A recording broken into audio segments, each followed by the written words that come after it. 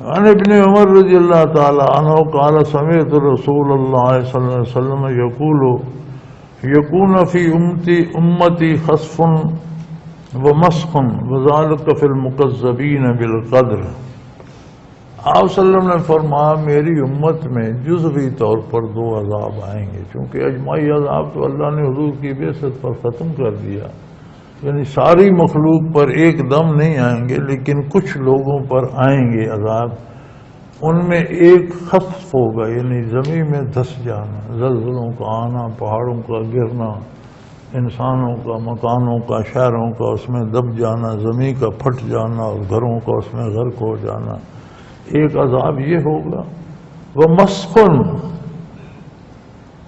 اور شکلیں مسخ ہو جائیں گی، چہرے ڈراؤنے ہو جائیں گے، رنگ مقدر ہو جائیں گے، چہرے بگڑ جائیں گے۔ یہ جزوی طور کچھ لوگ ایسے ہوں گے کہ عذاب الہی کی وجہ سے ان کے چہرے ڈراؤنے ہو جائیں گے، شکلیں مسخ ہو جائیں گی۔ کچھ لوگوں پر خسف کا عذاب آئے گا، دھس جائیں گے زمین میں۔ یہ کن لوگوں پر ہوگا؟ فرمایا وَذَلِكَ فِي الْمُكَذِّبِينَ بَيْنَ الْقَدْرِ، یہ لوگ تقدیر کے منکر ہوں گے، اللہ کریم کے علوم کو کامل مکمل نہیں سمجھتے۔ یہ سمجھتے ہوں گے دنیا میں ہم نے اپنی ہمت سے کرنا ہے، اللہ اور اس کی قدرت کا اس میں کیا، ہم جو جی چاہے کریں گے۔ فرمایا ایسے لوگوں پر یہ عذاب آئیں گے۔ تو اب یہ عذاب تو اللہ معاف کرے عام ہے، اور ہر سال آ رہے ہیں، کوئی ڈوب کر مر رہا ہے، کوئی مکان دھس رہے ہیں مر رہا ہے، کوئی زمین پھٹ رہی ہے مر رہا ہے، کہیں پہاڑ گر رہے ہیں مر رہے ہیں۔ کبھی ہم نے اس کی بنیادی وجہ پر غور کرنے کا تکلف کیا؟ گھر گھر دہشت گردی ہے، شہر شہر میں قتل عام ہے، کہتے ہیں اسے روک دو، ٹھیک ہے، جسم پہ پھوڑے نکلتے ہیں، خون کی خرابی سے نکلتے ہیں، اور یہ علاج یہ ہے کہ اس پھوڑے کو چیرو، مواد نکال دو، پٹی لگاؤ، 2-4 دنوں میں ٹھیک ہو جائے گا۔ لیکن مستقل علاج یہ ہے کہ خون صاف کرنے کی دوا کھاؤ، خون صاف ہو جائے تاکہ پھوڑے نکلے نہیں۔ دہشت گردی کا علاج آپریشن ہے، دہشت گردوں کو پکڑو اور انہیں سرے عام پھانسی دو۔ یہ پردے میں پھانسی دینا، سزا دینا، اسلام کے نزدیک سزا پر عمل درآمد سر عام کیا جائے تاکہ صرف ایک بندے کو سزا نہ ہو، دیکھنے والے سارے مجمع کو عبرت ہو۔ سزا سے مراد ایک اس بندے کو کیے کی سزا دینا، ایک اس سے مراد ہے کہ معاشرے میں عبرت بھی ہو، دوسروں کے لیے وہ عبرت کا سبب بنے۔ تو انہیں سر عام پھانسی 2 چوکوں میں پھانسی لگایا جائے، لیکن یہ مستقل علاج نہیں ہے۔ 10 کو پھانسی لگائیں گے 10 اور پیدا ہو جائیں گے، 20 پیدا ہو جائیں گے، 20 کو پھانسی لگائیں 15 اور آ جائیں گے، 15 کو گولی ماریں گے 17 اور آ جائیں گے۔ خون جو خراب ہے تو خون کی صفائی کا بھی علاج کریں۔ سارا نظام کافرانہ ہے، معیشت سودی ہے، سارا نظام آپ کا جو سیاست ہے وہ بھی انگریز کی بنائی ہوئی ہے، تعلیمی نظام آپ کا غلامانہ انگریز کا جس میں اللہ رسول کا نام ہی نہیں ہے، اور سارا سول سروس، سارا ڈھانچہ جو ہے وہ غیر اسلامی ہے۔ تو اس میں سے شرفاء پیدا ہوں گے، فرشتے پیدا ہوں گے، نیک لوگ پیدا ہوں گے۔ مدرسوں پہ الزام آتا ہے مدرسوں پہ پابندی لگا دو، لیکن جو لڑکے یونیورسٹیوں کی قتل عام اور دہشت گردی کر رہے ہیں اس کا کیا ہوگا؟ یہ بادشاہ خان یونیورسٹی میں مدرسے کے پڑھے ہوئے لوگ تھے جنہوں نے بندہ قتل کر دیا، یا لاہور پنجاب یونیورسٹی میں جو لڑائی ہوتی ہے کوئی مارے جاتے ہیں مدرسے سے لوگ جاتے ہیں۔ وہ بھائی سارا نظام تعلیمی تل پٹ ہے۔ MBBS کی اسٹوڈنٹ وہ لڑکی جو سندھ سے بھاگ کر آئی، اسے مدرسے والوں نے کہا۔ تو پورے نظام کی خبر لیجئے۔ مدرسے والوں کو بھی چاہیے، مدرسے والوں سے ہمیں بہت شکایت ہے، مجھے تو مدرسے والوں سے سخت گلا ہے۔ یہ اللہ کا احسان ہے ان پر کہ بڑا کام کر رہے ہیں اور دین کی شمع جلا کر بیٹھے اور بے شمار لوگوں کو دینی معلومات، قرآن، حدیث، فقہ پڑھا رہے ہیں۔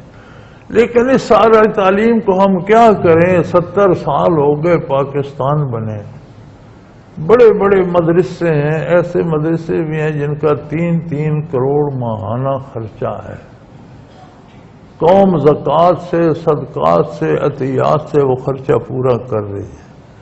یہ مدرسے والے ان لوگوں کو پڑھا کر کہاں غرق کر رہے ہیں؟ کہ یہ میدان میں کوئی ہے، ملتا ہے کوئی آپ کو بازار میں دکاندار ہو، کوئی آپ کو ملتا ہے فارغ التحصیل بس کا ڈرائیور ہو، کوئی آپ کو ملتا ہے فارغ التحصیل عالم تھانے دار ہو، کوئی تحصیلدار ہو، کوئی جج ہو، کوئی مجسٹریٹ ہو، کوئی فوجی کپتان، کرنیل، جرنیل ہو، کوئی ملتا ہے؟ تو پھر یہ 70 سال سے انہیں کہاں غرق کر رہے ہیں؟ کئی سال پہلے کا اندازہ ہے کہ اندازاً 35 لاکھ ہر سال مدارس سے لوگ فارغ التحصیل ہوتے ہیں، ان کی مدرسے کی ڈگری ایکویلنٹ ٹو برابر ہے ایم اے کے۔ اور اب تو انہوں نے جدید تعلیم بھی شروع کر دی ہے، دینی تعلیم سے فارغ کرتے اور ایم اے بھی کراتے ہیں۔ یہ سارا کر کے انہیں کہاں غرق کر دیتے ہیں؟ یہ لوگ جرنیل ہوتے، یہ لوگ جج ہوتے، یہ لوگ سپریم کورٹ میں بیٹھے ہوتے، یہ لوگ ہائی کورٹ میں بیٹھے ہوتے، یہ لوگ اسمبلی کے ممبر ہوتے، یہ لوگ گورنر اور وزیر اور منسٹر ہوتے، تو ہم کوئی نیکی کی امید کرتے، کوئی تبدیلی آتی۔ جنہوں نے ملک کی تقدیر کے فیصلے کرنے، وہاں تو وہ لوگ جاتے ہیں جنہیں کل شریف نہیں آتا، کلمہ شریف نہیں آتا۔ تو پھر ہم ان مدارس کی اس آؤٹ پٹ کو کیا کریں؟ یہ جاتی کہاں ہے اور 70 سال سے کہاں جا رہی ہے؟ اس سوال کا کوئی جواب میرے پاس نہیں ہے کہ اربوں روپیہ خرچ ہوتا ہے، لاکھوں لوگ ہر سال نکلتے ہیں، کم از کم یہ 15-20 سال پہلے کا اندازہ ہے کہ 35 لاکھ سالانہ، پھر نئے مدرسے کتنے بن گئے؟ اب شاید 40-45 لاکھ سالانہ نکلتے ہوں۔ تو 70 سال سے اگر 40 کا اندازہ بھی لگا لیا جائے تو 40 لاکھ سالانہ کو 70 سے ضرب دو تو یہ تو اربوں میں چلی جائے گی، کروڑوں میں چلی۔ یہ کروڑوں اربوں لوگ جاتے کہاں ہیں؟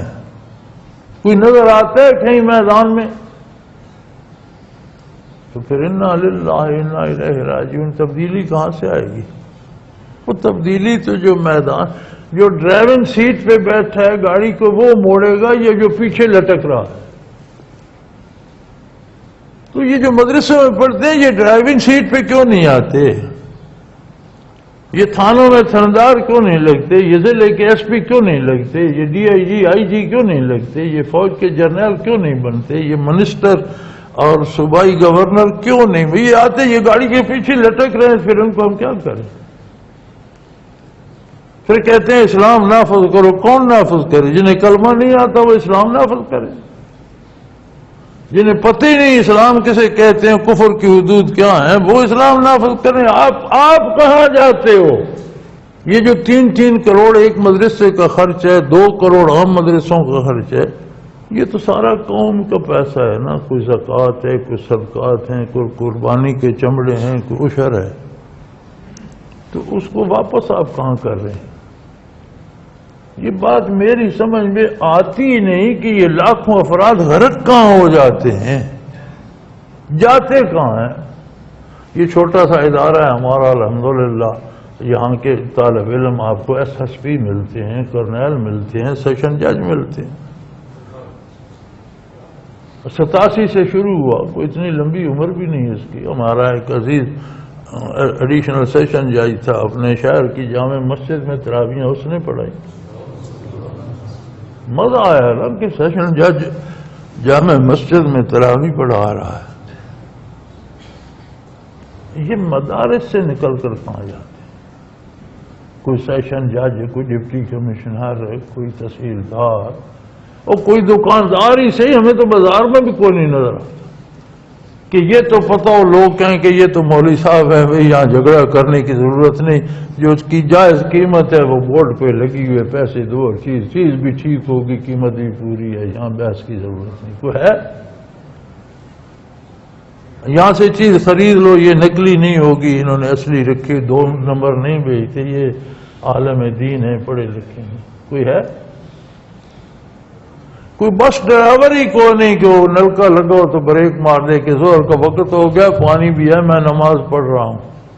شاید کتنی سواریاں بھی اتر کر پڑھ کوئی ہے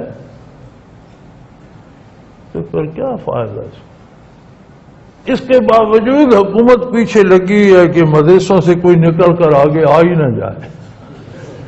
یعنی انہیں فکر ہے، وہ کیوں مدارس پہ پابندیاں بڑھاتے رہتے ہیں؟ اس ڈر سے کہ یہ نکل کر کہیں آگے آ نہ جائے، ہماری موجیں ختم ہو جائیں گی. اور کیا ہے، مدارس میں کوئی بم بنانا سکھائے جا رہے ہیں.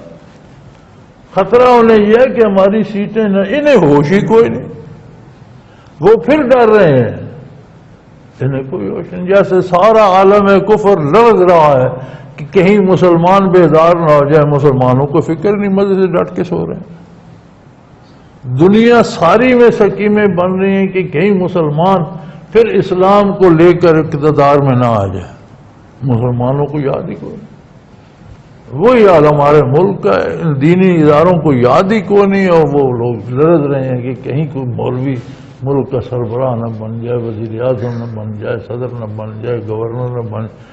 دین مدرسوں پر یہ پابندی لگا دو. وہ بھئی دہشت گردی تو یونیورسٹی کے پڑھے ہوئے بھی کر رہے ہیں، بچے تو بچیاں بھی کر رہی ہیں، وہاں پابندی کیوں نہیں لگاتے؟ اور ان صاحب مدارس کے پاس کوئی جواب نہیں. پتہ نہیں یہ بندے پڑھا کر کہاں گاڑ رہے ہیں، یہ میری سمجھ میں نہیں آتا کہ اتنی مخلوق جا کہاں رہی ہے. وعنہ قال رسول اللہ صلی اللہ علیہ وسلم القدریۃ مجوس هذه الامہ ان مرضوا فلا تعودوهم وان ماتوا فلا تشهدوهم. حضور صلی اللہ علیہ وسلم نے فرمایا، حضرت ابن عمر رضی اللہ عنہ فرماتے ہیں کہ حضور کا ارشاد ہے کہ یہ جو قدریہ ہیں یہ اس امت کے مجوسی ہیں، خود کو شامل امت میں کرتے ہیں، عقیدے ان کے آتش پرستوں کے ہیں. تو اگر یہ بیمار ہو جائیں تو ان کی بیمار پرسی نہ کرو، مر جائیں تو ان کے جنازے پر مت جاؤ ان کے جنازے کے. انہوں نے عظمت الہی کا انکار کر کے اپنے جرائم اللہ کے ذمہ لگا دیے کہ ہم جو کرتے ہیں وہ ہم سے اللہ کرا رہا، ہم مجبور محض ہیں. جرم خود کرتے ہیں. اب ایک حد تک ہم اس میں اللہ ہمیں محفوظ رکھے. ہم جب بھی کوئی برائی کرتے ہیں تو کہتے ہیں یہ تو تقدیر تھی، وہ اچھا کام کرتے ہیں تو یہ میرا کمال ہے، میں نے کیا.